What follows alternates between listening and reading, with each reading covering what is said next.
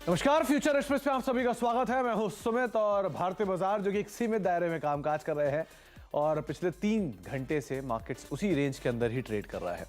बहुत ज़्यादा कोई बिकवाली नहीं है, बहुत ज़्यादा कोई तेज़ी नहीं है और एक रेंज जो मार्केट ने होल्ड की हुई है 10 बजे से, उसी रेंज के साथ काम करते करते करीब करीब 2 घंटे अब तक मार्केट्स को हो चुके हैं। 21,870, 21,872 के जोन्स पे निफ्टी अभी ट्रेड कर रहा है। निफ्टी बैंक भी सेम लाइकवाइज रेंज के अंदर ट्रेड करता हुआ थोड़ी सी रेंज बढ़ी और डे हाई के आसपास निफ्टी बैंक पहुंचा, लेकिन अभी भी है ब्रॉडर मार्केट रेंज पे ही। मिड कैप इंडेक्स करीब 1% ऊपर है और स्मॉल कैप इंडेक्स में भी करीब 1.25%, 1.5% के आसपास की बढ़त देखने को मिल रही है। 16,071 के जोन्स में कामकाज कर रहा है। ब्रॉडर मार्केट्स में एडवांस डिक्लाइन वहीं का वहीं 1550 शेयर जो करीब 10 बजे 10:30 बजे के आसपास थे वही अभी भी हैं और 650 शेयर गिरने वाले हैं। तो ब्रॉडर मार्केट्स एक रेंज के अंदर ही कामकाज कर रहा है। की कंट्रीब्यूटर में थोड़ा बहुत फेरबदल, HDFC बैंक और स्ट्रांग हुआ है। M&M करीब 20 अंकों के आसपास कंट्रीब्यूशन दे रहा है। SBI में अभी बाइंग आई है तो 12 अंकों का कंट्रीब्यूशन है और ONGC करीब 8 अंकों का कंट्रीब्यूशन ये दे रहा है। दबाव में रिलायंस की होल्ड थोड़ी कम हुई है। ICICI बैंक, एक्सिस बैंक का होल्ड थोड़ा सा कम हुआ है और ITC अब करीब 8 अंकों का नेगेटिव कंट्रीब्यूशन सो फार दे रहा है। तो बाइंग एकाएक बैंक्स में और बैंक्स में PSU बैंक्स में, जिसकी वजह से बैंक निफ्टी के अंदर एकाएक स्पाइक आता हुआ दिखाई पड़ा है।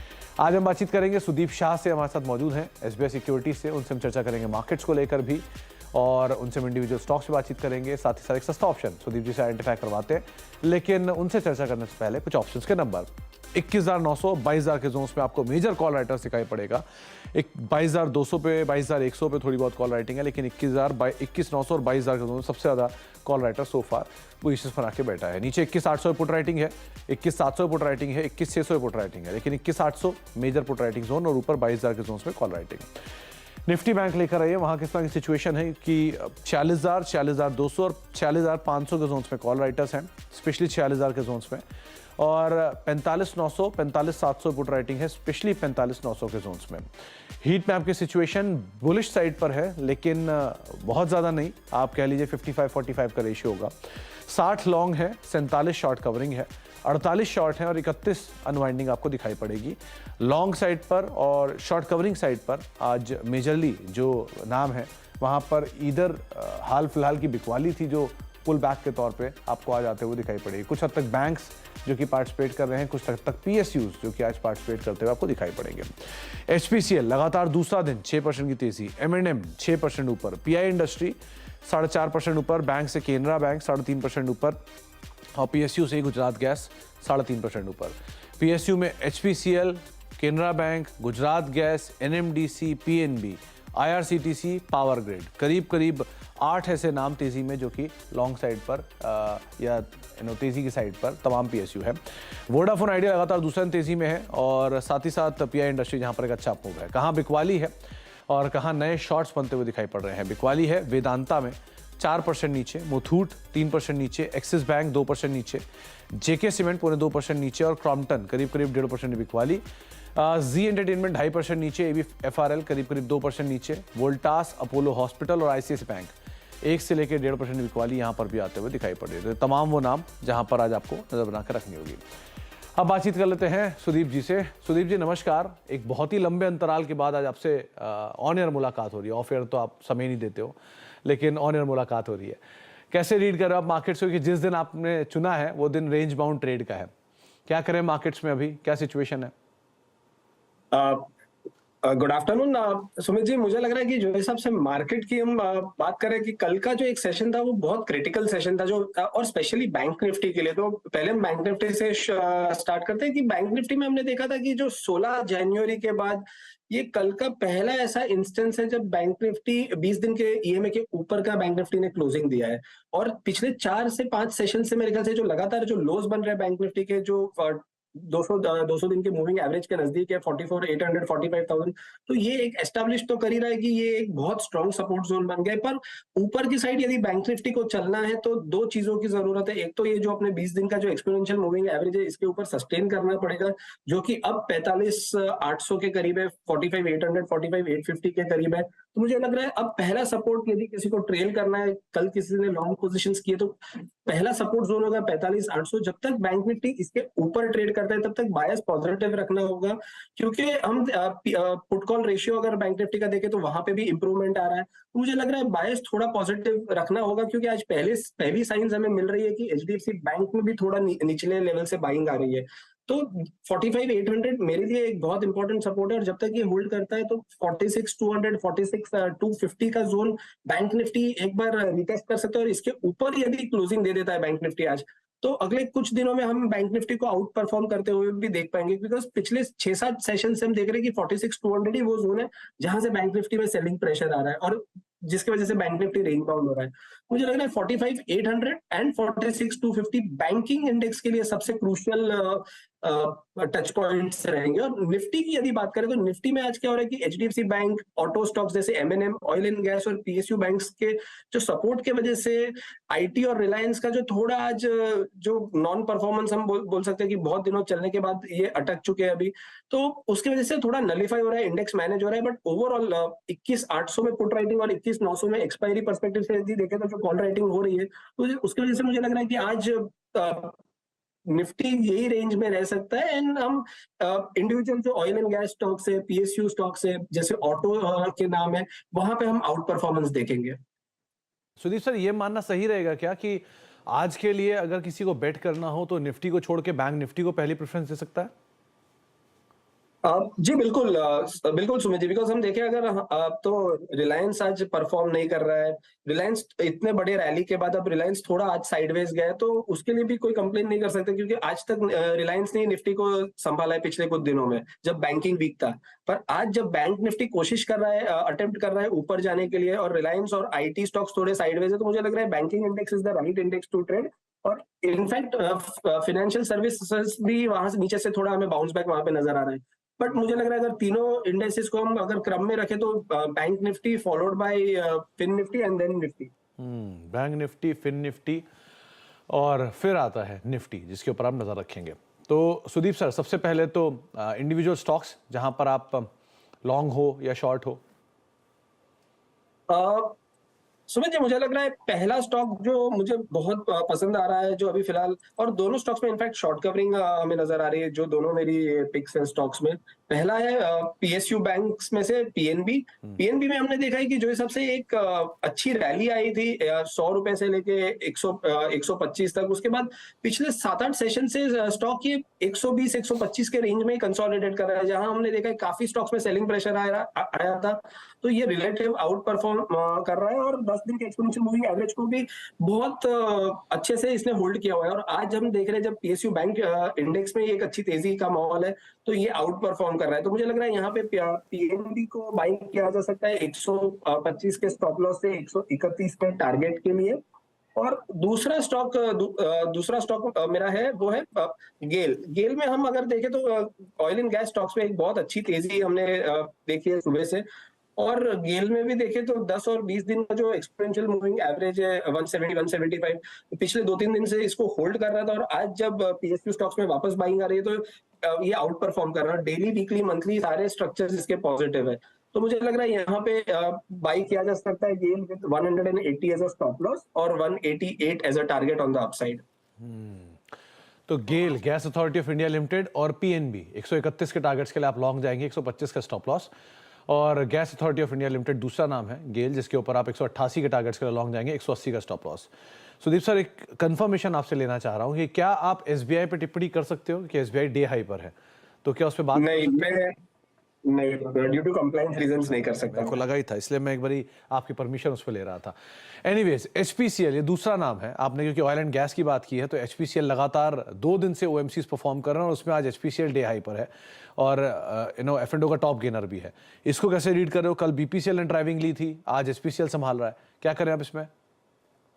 मेरे हिसाब से सुमित जी, जो हिसाब से क्रूड एक रेंज में आ गया, और ये जो हिसाब से स्टॉक्स में एक अच्छा मोमेंटम हम देख रहे हैं, तो एचपीसीएल, बीपीसीएल ये सब ने अपने जो फरवरी के जो पहले हफ्ते के जो स्विंग हाइस थे, इसके बाद करेक्ट करके अब वो स्विंग हाइस के ऊपर अब सस्टेन कर रहे हैं 4-4, 5-5%, जबकि दूसरे पीएसयूज अभी भी पिछले स्विंग हाइस के नजदीक है। तो मुझे लग रहा है ये रिलेटिवली बहुत ज्यादा स्ट्रांग है, और यहाँ पे कोई भी डिप मिलता है, एचपीसीएल हो, बीपीसीएल हो, आईओसी हो, यहाँ पे हमारा ध्यान तेजी की तरफ ही होना चाहिए। यहाँ पे शॉर्टिंग के तो कोई सिग्नल्स ही नहीं, बट जहां जहां डिप मिलता है, जैसे 575 573 के आसपास अगर एचपीसीएल मिल जाता है तो उसको 570 के स्टॉप लॉस से बाई कर सकते हो। छोटा ही स्टॉप लॉस रखिए, पर अपसाइड मुझे लग रहा है यहाँ पे एचपीसीएल में 590 से लेके 600 के बीच में हम देख पाएंगे आने वाले कुछ सेशंस में।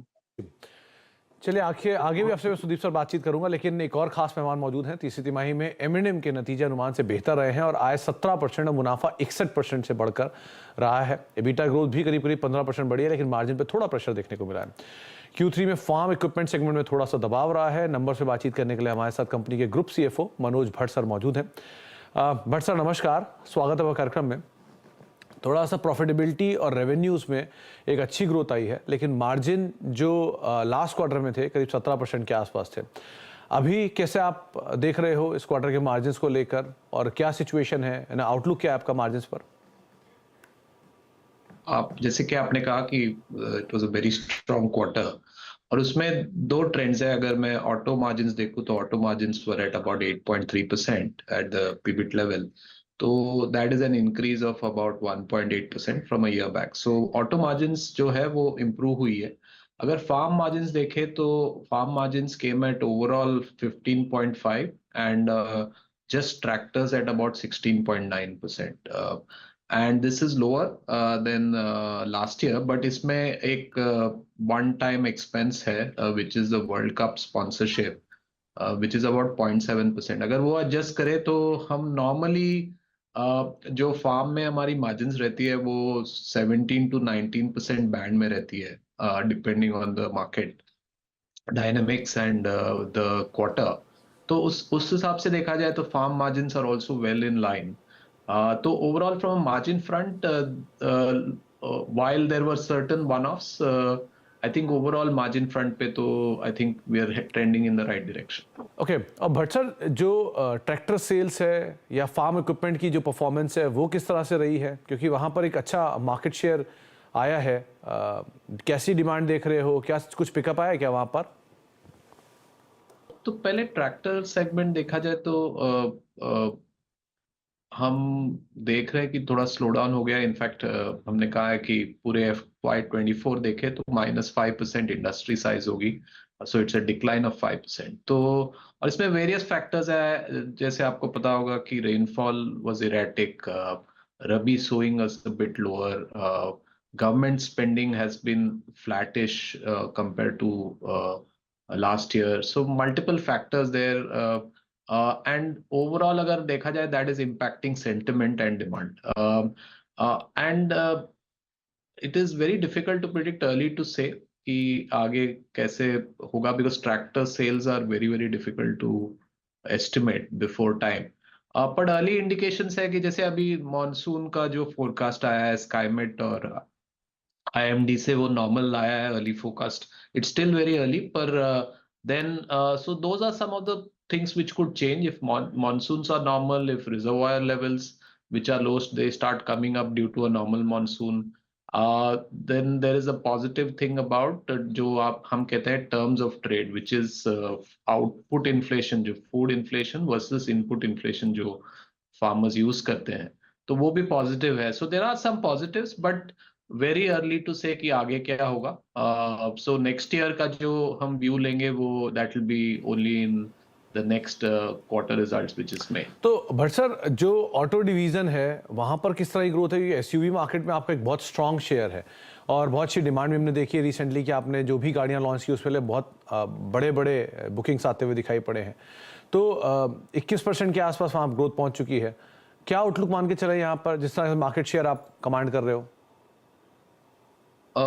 तो ये सो अगर जो सायम की फोरकास्ट आई है तो SUVs will grow about 10 to 12% is their forecast, and हमारी जो गोल है कि उसमें मार्केट शेयर ग्रोथ होगी। तो इंडिकेटिव हम सोच रहे हैं कि mid to high teens growth हमें दिखनी चाहिए next year, but this is not in the form of a guidance, so because we don't guide, but I think broadly speaking that's the range, because हमारे 2-3 launches आ रहे हैं। तो पहला launch जो है वो है मिड साइकिल रिफ्रेश जो है 300 का, completely new look, then there is the 5-door Thar जो काफी एंटिसिपेटेड है, and then finally towards the end of the year हमारा पहला बॉर्न इलेक्ट्रिक का लॉन्च होगा. सो 3 big launches in the year that will also help in terms of the growth, but we are not seeing any overall sentiments in the SUV segment still remain strong and people are buying. Our bookings continue at the same rate. So काफी सारी चीजें जो है जो हमें is going into the next year हमें confident feeling दे रही है कि market will be strong for SUVs. इसके अलावा वेटिंग पीरियड, ये दूसरा बड़ा कंसर्न था. पहले भी इसके बारे में आपने एड्रेस किया है, लेकिन वेटिंग पीरियड की क्या सिचुएशन है, किस तरह से अभी कौन कौन से मॉडल्स पर, क्या जो नई कैपेसिटीज़ आप ऐड कर रहे हो ये इनफ रहेगा आपकी डिमांड को मीट करने को लेकर? जिस तरह की वेटिंग है उसमें कुछ कमी आते हुए दिखाई पड़ेगी क्या? तो द वेटिंग पीरियड जो है ना हर एक मॉडल के हिसाब से डिफरेंट है. So for example there is hardly any waiting period for the Bolero, but there is a huge waiting period for the Thar 2-wheel as well as the Scorpio Classic. So depending on the model waiting there, so हमारी जो effort रही है कि as we build capacity, waiting period should come down. So I think for some of the models, I think it has come down in terms of few months. So and over a period of time, जैसे हम capacity बढ़ाएंगे, waiting period कम होती जाएगी. But right now the waiting period is the maximum in the Scorpio और Thar. चलिए, बहुत बहुत शुक्रिया भट्ट सर हमारे साथ मौजूद रहने के लिए और नंबर से बातचीत करने के लिए, तमाम डिटेल्स हमसे शेयर करने के लिए. एक इम्पॉर्टेंट, क्योंकि M&M का जो एक स्टॉक है वो आज F&O के टॉप गेनर्स पर कामकाज भी कर रहा है. तो सुदीप, आप कैसे रीड कर रहे हो M&M के स्टॉक को, क्या करें? सुमित जी, M&M पे भी मैं आपको व्यू दे देता हूँ, और इंसिडेंटली आज का मेरा जो ऑप्शन आइडिया था वो भी M&M पे ही था. तो पहले हम खाली एक स्टॉक का एक व्यू ले लेते हैं. जो हिसाब से मुझे M&M का, मैं अगर चार्ट देखता हूँ तो जो मोमेंटम, जो बहुत टाइम स्टॉक में हमने कंसोलिडेशन देखा और कंसोलिडेशन के बाद जो ये बाहर निकला है ना स्टॉक, अभी जो हिसाब से अगर आप देखिए तो पिछले 3 महीने से, इनफैक्ट दिसंबर से हम देख रहे हैं 1700 और 1600 के बीच में स्टॉक ट्रेड कर रहा है. पर आज जो हिसाब से ये इतने बड़े कैंडल के साथ, इतने बड़े वॉल्यूम के साथ बाहर निकला है ना, तो मुझे लग रहा है यहाँ पे एक फ्रेश मोमेंटम M&M में बन रहा है यहाँ पे. और जो M&M में पास्ट में भी हमने यही देखा था कि पिछले साल भी इस स्टॉक ने ऐसे ही 2-3 महीने कंसोलिडेट किया था, और उसके बाद जब स्टॉक निकलता है, ब्रेकआउट करता है, तो कम से कम 10 से 15% की छलांग लगाता है. तो यहाँ पे मुझे लग रहा है कि एक अच्छे कंसोलिडेशन के बाद स्टॉक बाहर निकल रहा है. डेली, वीकली और मंथली चार्ट्स तो एज इट इज स्ट्रॉन्ग है आज के कैंडल के बाद. तो मुझे लग रहा है यहाँ पे किसी को भी अगर फ्रेश पोजिशनिंग भी करनी है M&M में तो कर सकता है. और ऑप्शंस के हिसाब से यदि हमें करना है तो 1760 का जो कॉल है, जो 37 रुपीज अभी चल रहा है, उसको हम 30 रुपए के स्टॉप लॉस के साथ 65 के टारगेट के लिए बाई कर सकते हैं. 1760 की कॉल को आप 65 के टारगेट के लिए बाय कर सकते हैं. 38 के जोन्स में भी ये कामकाज कर रही है. सुदीप सर, अगर यही सस्ता ऑप्शन है तो आपके लिए हम एक ब्रेक का समय दे रहे हैं. आप दूसरा एक सस्ता ऑप्शन और आइडेंटिफाई कर लीजिए, लेकिन अभी के लिए M&M 1760 की कॉल 38 रुपए के आसपास कामकाज करिए, इसको आप खरीदारी कर सकते हैं. ब्रेक का वक्त है. ब्रेक के बाद एक और कॉल सुदीप सर से सस्ते ऑप्शन के जरिए हम जानेंगे.